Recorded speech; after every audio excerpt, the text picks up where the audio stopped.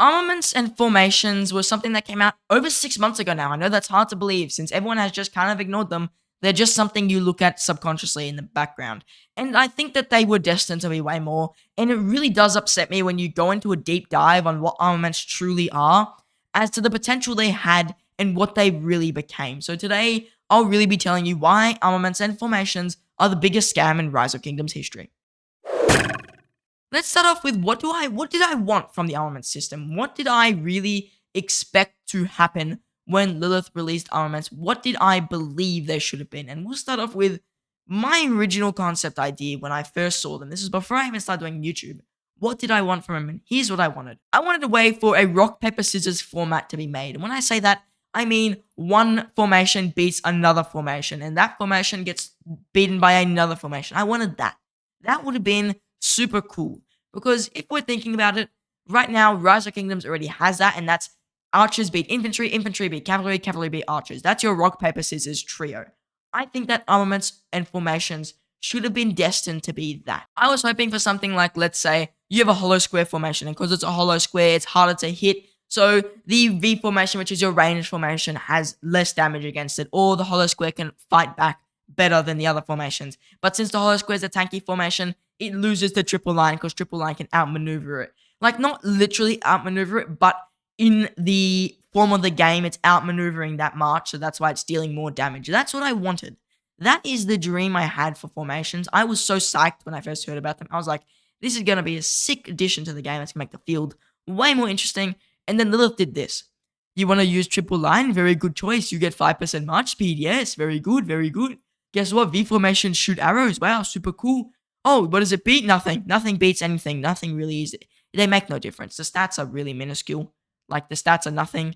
No formation truly beats any formation. So it's really, really upsetting as to what truly happened with the formations. I was hoping for something way better. I was hoping they had good potential. I think it could have brought a lot more interesting depth to the field than just what it is currently, smashing your balls and murder balls into other murder balls. I was hoping that at least you have to smash your murder ball into another murder ball, but try and avoid people with the formation that's against you. That's what I was really hoping for. Instead, it's basically like Lilith was, Whales at the moment aren't spending much on equipment because they've maxed their equipment. We can't add double special talents because they'll get too mad. Let's just make equipment 2.0, and we're going to call it formations and armaments because that's going to sound a little bit cooler. So here's what formations became. Pick your equipment, put your equipment on there, and then use your formation. It doesn't stop there though. Your equipment, unlike most things, has no guaranteed value. You have no value in your equipment.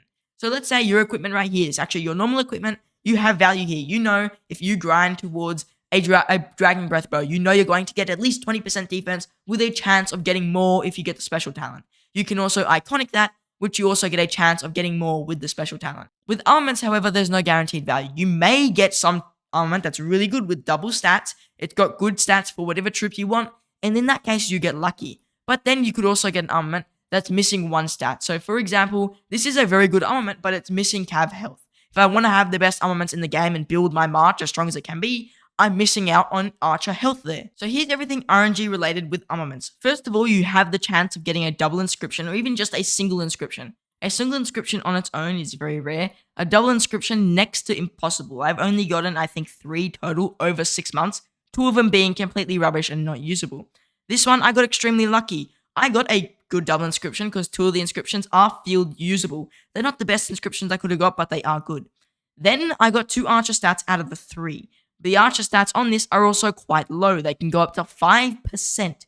You can get 5% of each stat on an armament. And that is, once again, RNG related. You aren't guaranteed to get 5%. It doesn't even go up in 0.5%. It goes up in 0.1% per level, basically. You have a chance of getting a 0.5% armament all the way up to a 5%. And in between that is 0.6, 0.7, 8, 9, 1, 2, 3, 4. You get the point. The chance is so low to get an armament that you want.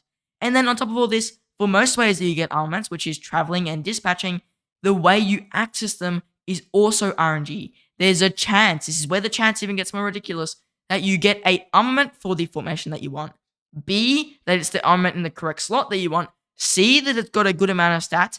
D, that it's got an inscription. And E, if you want a double inscription, it's got a double inscription. F, I'm getting almost through the whole alphabet here. F, It's got a good double inscription because you don't know what the double inscription will be. I think we're at G now. I don't know if I said this already, but you have to get a good number of stats. Like the stat numbers have to be high. It can't just be the correct troop type. There's 7 things. I've got 7 things on my fingers right now that are what you need. You need to have 7 things to get a good armament from traveling. From dispatching, it's literally the same. I know dispatching is supposed to be the less RNG way. Okay, I can dispatch my troops and see what I'm getting, but I don't really get to choose what I'm dispatching, do I? It just comes to me every day. There is no real skill to this or any guaranteed value here. It's just like, oh, okay, this came in 2 hours ago. I can send my troops out now. That's the only difference. Still, once again, doesn't change anything. The next thing I would like to mention is the only guaranteed value you have access to is extremely hard to access. So the only guaranteed value is inscriptions at the moment, and actually buying these inscriptions is ridiculous. Let's just start off with, what do they cost? Just for you guys who are curious. Well, you need 880 gold coins to access 1 inscription shard chest. That is around 180 normal armaments or 90 inscribed armaments. A double inscribed armament only gives you 2 coins, doesn't give you 3. I don't know why. The max gold coins you can get per armament, that is legendary only, is 2 gold coins. Then you need to open 8 of these chests, because each chest contains 1 inscription shard, and then gives you a random inscription here. From complete rubbish inscriptions that are stuff for killing barbarians, and some of them being epic, I can guarantee you the most that you're going to get are the epic inscriptions. You're going to have to get 1,440 legendary armaments to access a single guaranteed inscription. That is the guaranteed value. You have to get 1,440. Do you know how many that is? Do you know the ridiculous number of armaments you need there? It's ridiculous. It's almost the max capacity you can hold. That's how stupid it is. It's just obscure. The thought process behind this was dumb. I'm not gonna lie, just stupid. It was just stupid. Then let's go to the next thing. The only other guaranteed value you have access to is the inscription shop inside of the KVKs.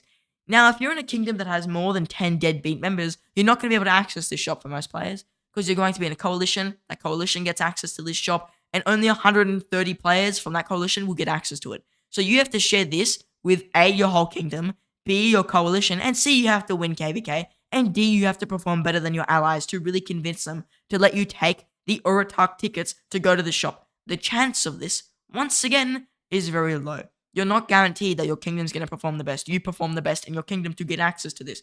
Or your coalition even performs better than all your other allies. So yes, this shop gives you guaranteed value, but for most players, the only thing you're going to be able to afford is a non-limited inscription. And yes, they're okay, but they're not that amazing. I don't look at these like, wow, that's amazing. I can get these quite easily, actually. I have a few of them on my actual armaments, and they're just not worth... I actually don't think they're worth the season coin, if I'm being honest. I'd probably just save it. I just don't think it's worth it. So the only guaranteed value you're guaranteed no matter what to get are these non-limited inscriptions. And they're A, very expensive, costing a conquest coin, and B, they're not that good, if we're being real. Then the situation is not much better for you whales, okay? Even if you're spending millions of dollars a year, you have no guaranteed armaments. The best event you've got at the moment is in Search of Wonders. You can do, I think, up to 100 and something spins of this. And the way this works is you pick a preferred formation, not a preferred armament, preferred formation. And then with that formation, there's a chance that you get the preferred armament. So there's a chance that you get an armament for whichever formation you want. So the chance is an 18% chance for a wedge formation. So if you choose wedge, 18% chance of legendary, and 4% chance of that legendary being inscribed. Now, the only guaranteed value you get here, it's not even really that guaranteed, is after 10 spins, 5,000 gems, you get 1 legendary armament for the formation you choose. And after 40 spins, you get 1 inscribed legendary armament. 40 spins being 20,000 gems. So here's the breakdown. So after 10 spins, 5,000 gems worth, you get access to 1 armament. 1 guaranteed legendary armament. And that armament may or may not have an inscription. It may or may not have the correct stats that you want. And it may or may not have good inscriptions or good amount of stats. Stupid. Just dumb. Just dumb. Then you go for the 40 spin for the inscribed armaments. That is 20,000 gems. And it may or may not have the right inscriptions you want. May or may not be double inscripted. It may or may not have the right troop stats. It may or may not have the correct number of stats. It may or may not have low stats. So basically they're saying, get screwed. Do as much money as you want on this. Just give us money. It's a money hole. Here's slot machines. You want to do slot machines? Here's slot machines.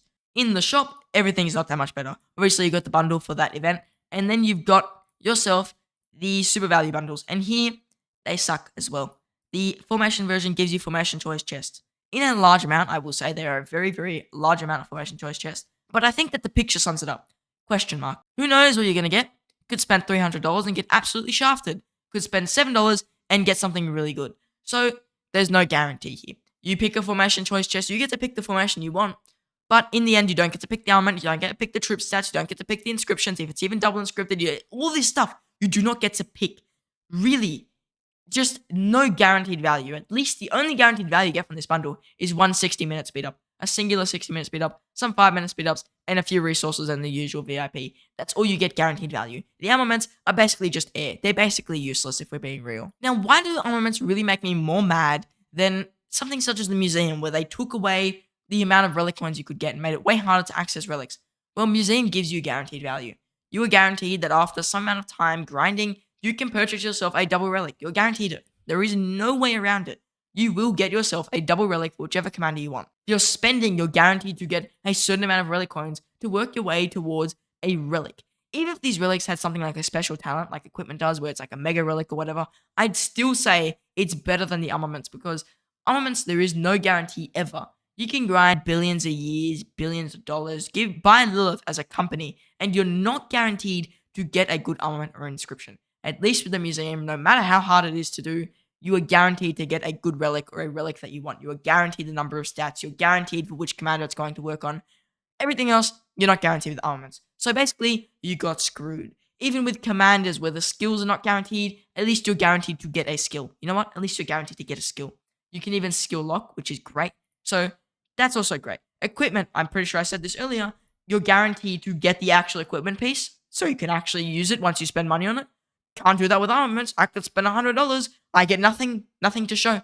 Oh, I made an extra 50 coins. Wow, that's sick. Woo! But at least with equipment, alright, I didn't talent it, whatever. I at least get my 11% archer health. At least it comes with it. That's what I'm saying. At least I get something. At least it's guaranteed. And with refining, at least I'm guaranteed up to 4 refines no matter what. No matter what happens, I will get a special talent. There is some end goal, some guarantee to work toward.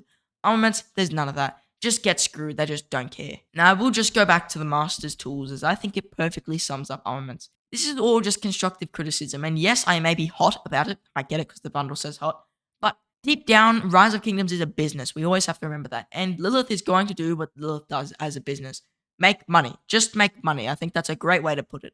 And in the end, the best way to make money is with slot machines. So armaments are basically like slot machines. Now, would I say that Lilith should keep them like this? Absolutely not. They said they were going to bring in stuff like armament rerolls. God knows where that is. I'm not even going to bother going down that road. But for now, armaments are just super bad value. Don't buy anything with armaments in them. Just do your usual free stuff.